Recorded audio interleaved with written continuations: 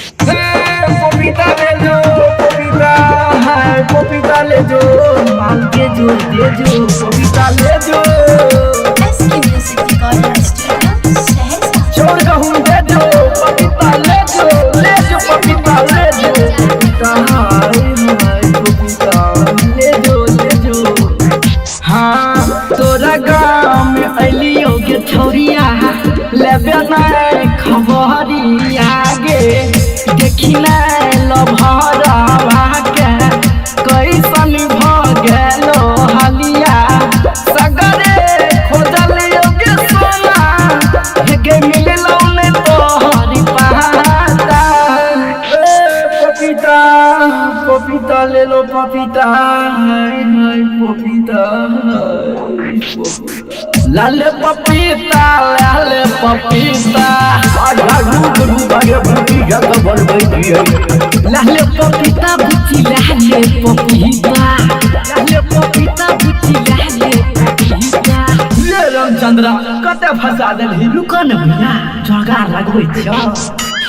मिलै ले जे आइलो गे सोना तोहारो ल भरवा गे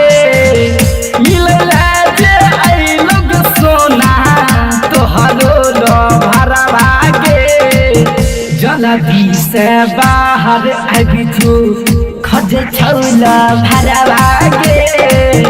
जल्दी से बाहर आबि जो गे सोना हे बाबू लागे छोया भोले बा जोगार लगे तो सोचे जिया भोला बाबा झट से कराई रहो सोनावा से हमारा मिलनवा होला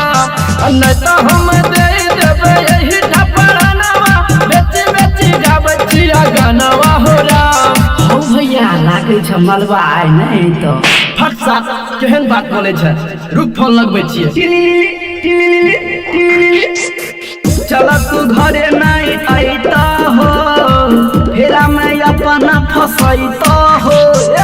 चल न घरे तू आईता हो